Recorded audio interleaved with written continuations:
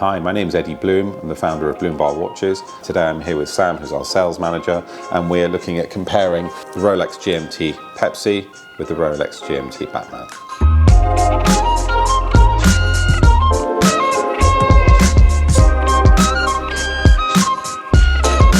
The differences major are the colours on them. Obviously Pepsi red and blue, and the Batman or Batgirl is blue and black. Same model number reference in terms of 126710. Do people still call it a Batgirl, or are they all Batman now? It's a split decision. You see them on the market. Some people are Batman, some people are Batgirl. I don't really like Batgirl, to be honest with you. So that all started when they brought out the Jubilee bracelet, and it was the only way to differentiate. But it's funny, all these nicknames kind of came out of nowhere. No, I mean Rolex don't have any feel on what they say and what they are. They're just known as what people get them on the market. The Rolex forums are very strong on the names of them. Hulk, Batman, Batgirl, Starbucks. Well, it makes everything a bit faster, otherwise we have to remember a lot of reference numbers, which has taken us years here. It's worth talking about the current climate. Current climate's relatively challenging. We've seen an amazing run in the last couple of years where some watches have gone up in value 100, 200, 300% in a very short period of time.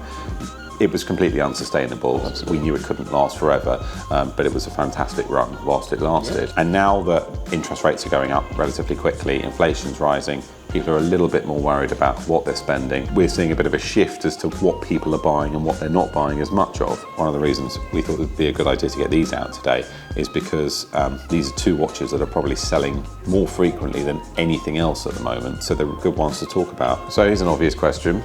Out of the two, black and blue or blue and red, which do you prefer? Pepsi. Always been a personal favourite of mine. Much preferred the pre-ceramic Pepsis when they first came out years ago. Then they obviously changed it up, gone to the ceramic version of the watches. I do prefer it, however, on the Oyster strap. It took years for them to reproduce this watch on the Oyster bracelet. We had the white gold variant, which is a lot of money.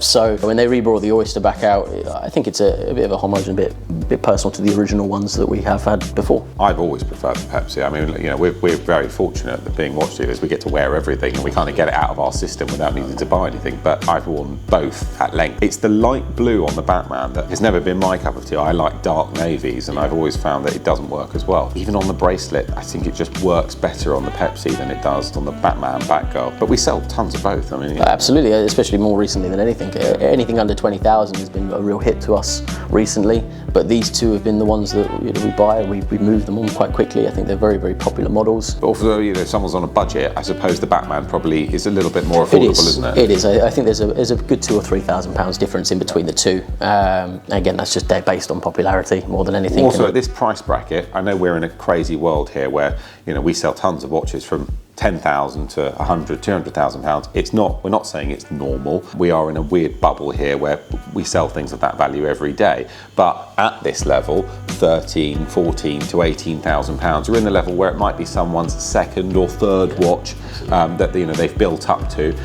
They might still be saving quite a lot of money, to buy something like this and upgrade to it. So that £3,000 or £4,000 difference actually is a big difference, which may make that buyer buy a Batman instead of a Pepsi. He might be working his way up to a Pepsi. Absolutely. And then to a Daytona or something absolutely. else. I think that's a lot of the ones that come through the range. They start off with a Datejust, it then gets moved up, they upgrade, it goes into a Submariner, then potentially from a Sub to a Pepsi or a GMT, and then vice versa into the Daytona territory. So it's worth noting this one is quite special, and it's worth talking about because it's fully stickered. If you don't know what that means, fully stickered means that the watch still has all of its factory fitted stickers on it. That's case back, bracelet, the lugs, and the QR code on the side. 9 times out of 10, probably more than 9 times out of 10, the supplying authorised Rolex dealer will remove those stickers in store, and that will be done in front of the buyer, whether they want it to happen or not. It's as soon as they pick it up from new. They show you the watch, then the whole thing gets stripped back down to the bare bones, as they say. You're lucky if you get 1 or 2 case stickers on there. Yeah. The most important one being the barcode, which is on the left side of the watch,